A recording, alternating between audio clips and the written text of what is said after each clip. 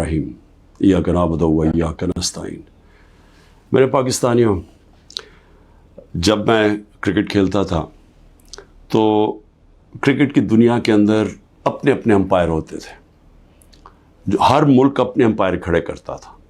और मेरे मैं 20 साल इंटरनेशनल क्रिकेट खेला हूँ, तो जो 10 साल थे, 10 साल से भी ज़्यादा, कुछ 14-15 साल थे जिसमें अपने अपने अंपायर होते थे और बहुत इंतशार होता था क्रिकेट ग्राउंडों पे, क्योंकि जब टीम दूसरे मुल्क में जाके हारती थी वो कहती थी जी उनके अंपायरों ने हमें हरा दिया।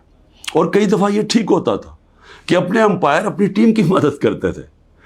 तो मुझे फ़ख्र है कि मैं वो कप्तान था जिसने क्रिकेट की दुनिया में न्यूट्रल अंपायर लेके आया, कि अंपायर एक तीसरे मुल्क के होने चाहिए जो न्यूट्रल हों, ताकि जो जीते और हारे वो हार मान जाए, ये ना कहे कि जी दूसरों के अंपायरों ने मुझे हरा दिया। और पाकिस्तान वो मुल्क था जिसने पहली दफ़ा क्रिकेट की तारीख के अंदर हम न्यूट्रल अंपायर 1986 में लेके आए, और उसके बाद फिर सारी दुनिया में न्यूट्रल अंपायर आ गए। और आज जो आप क्रिकेट मैचेस पे ग्राउंडों पे देखते हैं तो वो सारा इंतशार ख़त्म हो गया है, क्योंकि लोगों को फैसले मुनसिफाना लगते हैं अब, क्योंकि अब उनको ये नहीं लगता कि अपने मुल्क के अंपायर अपने मुल्क की मदद कर रहे हैं। अब मैं आता हूँ पाकिस्तान पे। देखिए, मैंने जब तहरीक इंसाफ शुरू की थी 27 साल पहले, उसकी वजह ये थी कि मैं ये आपको बार बार बता चुका हूँ, मैं फिर आपको बताना चाहता हूँ, जो सारी दुनिया में मैं फिरा और क्रिकेट की वजह से सारी दुनिया मैंने देखी, और ख़ास तौर पर बरतानिया का निज़ाम, क्योंकि मैं वहाँ प्रोफेशनल क्रिकेट खेलता था, आधा साल उधर आधा साल इधर, और यूनिवर्सिटी भी उधर गया था। वो मैं जब जितना मैं निज़ाम समझता गया, मैं इस नतीजे पे आ गया कि जो हज़रत अली का एक रज़ी अल्लाह ताला का कौल था कि कुफ्र का निज़ाम चल जाएगा लेकिन जुल्म और नाइंसाफ़ी का निज़ाम नहीं चल सकता, मैं इस नतीजे पे आ गया कि हमारा निज़ाम में जब तक इंसाफ नहीं होगा, हम एक वो जो कायद आज़म का और इल्लामा इकबाल की ख्वाब थी कि एक अजीम मिसाली इस्लामी रियासत बनानी थी हमने, फलाई रियासत, और वो जिसकी बुनियाद नबी सल्लल्लाहु अलैहि वसल्लम ने इंसाफ पे रखी थी, अदल और इंसाफ पे, हम वो बन ही नहीं सकते जब तक हम इंसाफ ना लेके आए मुल्क। और ये जद्दोजहद रही है 27 साल से, 3.5 साल गवर्नमेंट में भी बैठ के पूरी कोशिश की कि ताकतवर को कानून के नीचे लेके आऊँ, लेकिन एक आर्मी चीफ के पास वीटो पावर थी, उसने नहीं माना, उसने नहीं किया, क्योंकि वो करप्शन को यानी नाइंसाफ़ी को बुरा नहीं समझता था। अब देखें, अभी जो हालात हैं मैं कौम के सामने रखना चाहता हूँ। पहले तो मैं अपना केस रखना चाहता हूँ। अब ये हो क्या रहा है, 12 मई से हम ये जो जज दिलावर है इसके ख़िलाफ़ हमने कहा हुआ है कि हमें इसे इंसाफ नहीं मिलेगा। जिस तरह इसने फ़र्द जुर्म मेरे पे लगा दिया, मेरे सुने बग़ैर, और वो भी आके जब मुझे गैर कानूनी तौर पे पकड़ा हुआ था इन्होंने जेल में, तो उसने वहाँ आके अदालत लगा दी, ना मेरे वकील को पता ना मुझे पता, और वहाँ आके फ़र्द जुर्म लगा दिया। तो हमें तब से पता चल गया कि यहाँ इंसाफ नहीं हमें मिलेगा। हमने एप्लीकेशन फ़ाइल की इस्लामाबाद हाई कोर्ट में कि हमारा ट्रांसफ़र किया जाए, हम किसी और जज के सामने केस लगाया जाए, ये हमारा हक़ है। लेकिन बदकिस्मती से इस्लामाबाद हाई कोर्ट में जो चीफ जस्टिस बैठे हुए हैं, उन्होंने भी सबसे ज़्यादा, जब 9 मई को मुझे जिस तरह घसीट के लेके गए और सुप्रीम कोर्ट ने कहा कि गैर आइनी और गैर कानूनी था जो मुझे अगवा किया, उसने high court chief justice Islamabad के होते हुए उन्होंने उसको जायज़ करार दे दिया। तो हमें तो वहाँ भी बड़े गिले शिकवे आ रहे थे। उससे पहले तहरीक इंसाफ के हमारे जो इलेक्शन कमीशन के केसेस लगे हुए थे, हमारे जो वकील अनवर मंसूर, वो बार बार कहते थे कि यहाँ में इंसाफ ही नहीं मिल रहा। और जो फॉरेन फंडिंग का केस था, हम सुप्रीम कोर्ट ने कहा हुआ है कि सबके इकट्ठे सुने जाएं, सारे जो बाकी जमातें हैं, पीपल्स पार्टी, नून लीग, पीटीआई, इकट्ठे सुने जाएं कि फंडिंग किधर से आती है, उनके केस सुने ना जाएं। ये आमिर फारूक के पास लगे हुए थे, हमें बड़ा एतराज़ था। फिर आज़म स्वाति, उन्होंने तो बाकायदा लेटर देखा कि मुझे यहाँ इंसाफ नहीं मिलेगा। और फिर जब वो हुआ, फिर उससे पहले टेरियन केस, جو 3 ممبر بینچ نے, جب 2 ممبرز نے کہہ دیا کہ وہ کیس مینٹینیبل نہیں ہے, جسٹس صاحب نے وہ کیس لے کے بیٹھ گئے. تو ہم نے پھر دونوں کی طرف, ہم نے دونوں ججز کا کہا کہ یہ ہمیں ان امپائرز پہ اعتماد نہیں ہے, یہ ہمارا رائٹ ہے. ہم نے ریکوزل کا کہا.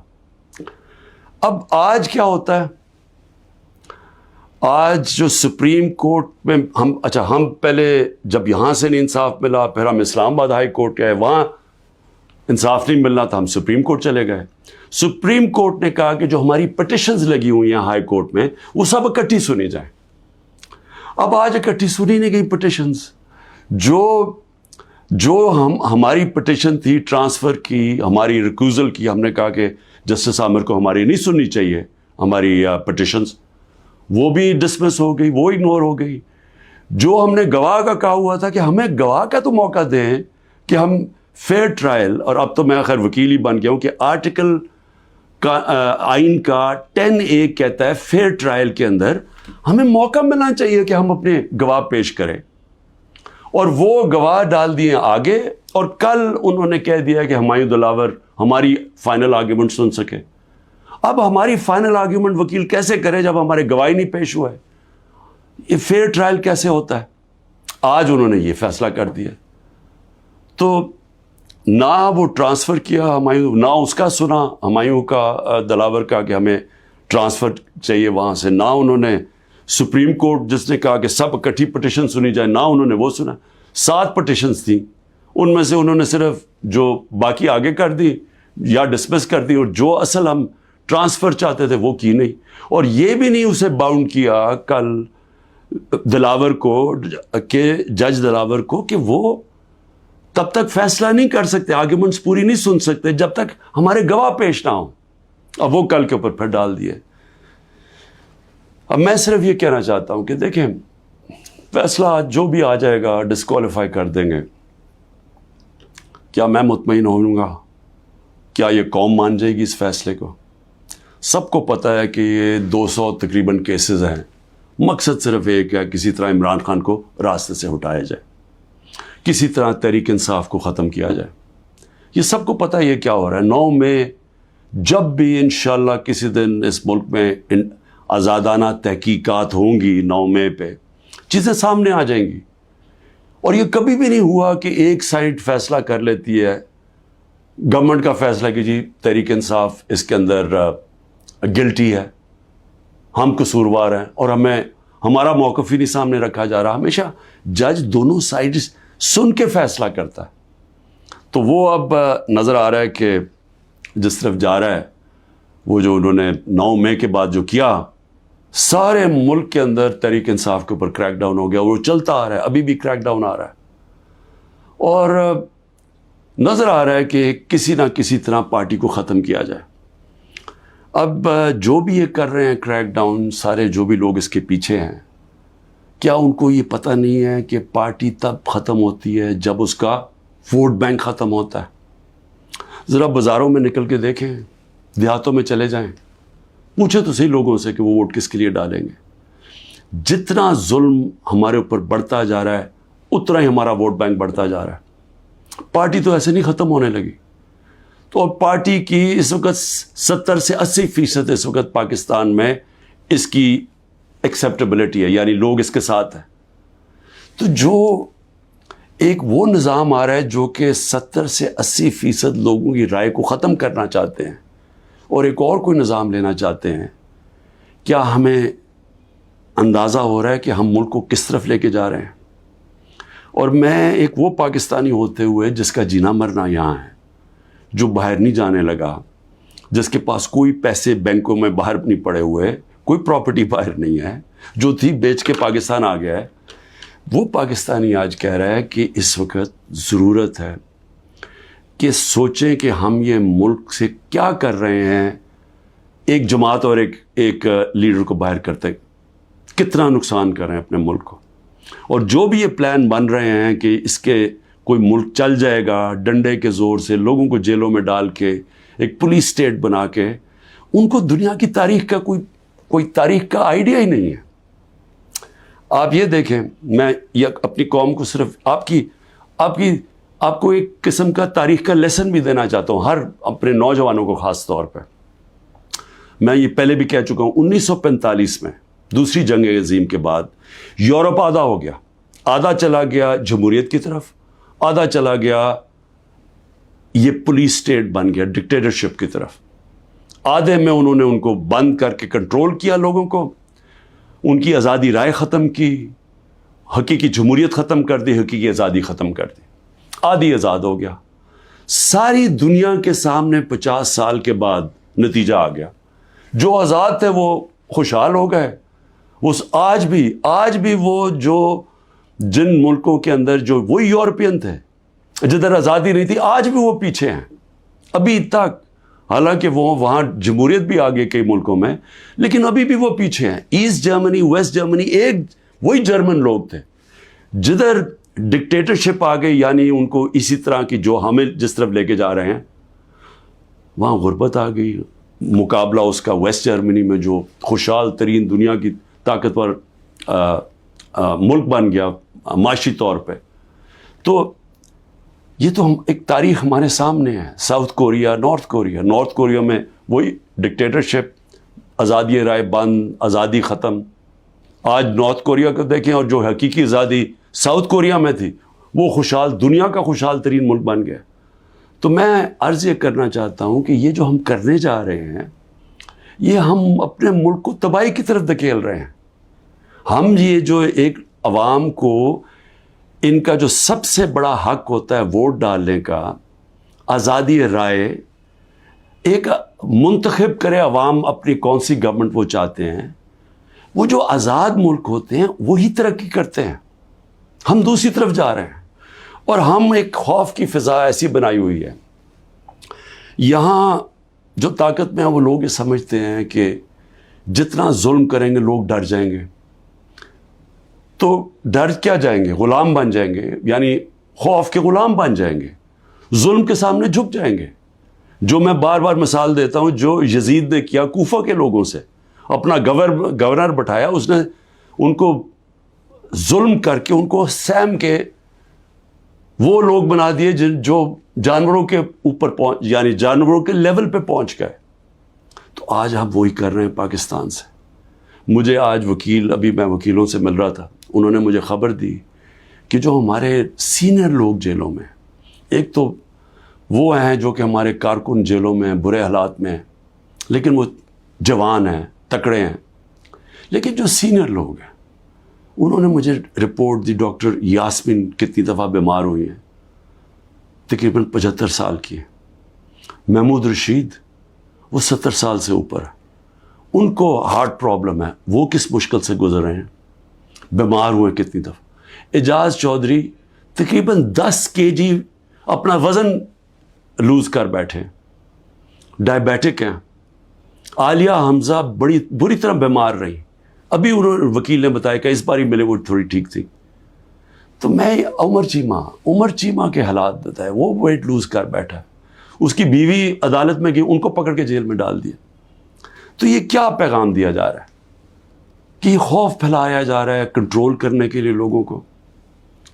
اور علی امین ہمارے پختونخوا کے پریزیڈنٹ، ان کے گھر میں 6 گھنٹے پولیس گھس گئی، کوئی سرچ وارنٹ نہیں تھی. سارا اس کا گھر اجاڑا، چیزیں توڑی. 80 سال کے ان کے والد تھے، ان سے بدتمیزی کی، دھکے دیے، گاڑیاں اٹھا کے لے گئے. تو یہ کیا ثابت کر رہے ہیں اس سے؟ یعنی ہم اس ملک کو کدھر دھکیل رہے ہیں؟ یہ خوف پھیلانے کے لیے اور لوگوں کو کنٹرول کرنے کے لیے ہم آج وہ چیز کر رہے ہیں کہ اپنی پولیس کو تباہ کر رہے ہیں. جب پولیس سے اس طرح کی غیر قانونی کام کرواتے ہیں ہم، تو یاد رکھیں پولیس خود بھی یہ کاموں پہ لگ جاتی ہے. آپ جب پولیس کو آرڈر دیتے ہیں کہ یہ جا کے کسی کو گھروں میں گھسو، گھر برباد کرو، خوف پھیلانے کے لیے، تو ہم پولیس فورس کو تباہ کر رہے ہیں. آگے ہماری پولیس کے حالات اچھے نہیں ہیں. آگے ہمیں پتہ ہے کہ ہماری پولیس، لوگ اون نہیں کرتے اپنی پولیس کو. لوگ سمجھتے ہیں پختونخوا میں ہم نے بڑی محنت کی تھی جب آئی جی درانی کو ہم لے کے گئے وہاں، اور انہوں نے پولیس کو ایک ایسی پولیس فورس بنایا کہ عوام اور پولیس ایک ہو گئی. آج پختونخوا کے اندر وہ نہیں ہو رہا. آج پولیس کے خلاف نفرت ہو رہی ہے کیونکہ اس سے غلط کام کروائے جا رہے ہیں، اس سے قانون توڑا جا رہا ہے. جن کا کام قانون کو اپ ہولڈ کرنا ہے وہ قانون توڑ رہے ہیں، اور یہ ہر جگہ ہو رہا ہے. یہ ہر جگہ جدھر تحریک انصاف ہے. اس کا 9 میں سے اب کوئی تعلق نہیں ہے. افتخار درانی کو اٹھا لیا، وہ تو میڈیا کا آدمی ہے، اس کا 9 میں سے کیا تعلق ہے؟ عمران ریاض ابھی تک غائب ہیں، 3 مہینے ہونے لگے ہیں، بچے ہیں ان کے، اس کا 9 میں سے کیا تعلق تھا؟ 9 میں ایک بہانہ تھا، ایک پہلے سے پلان بنا ہوا تھا پارٹی کو کرش کرنا.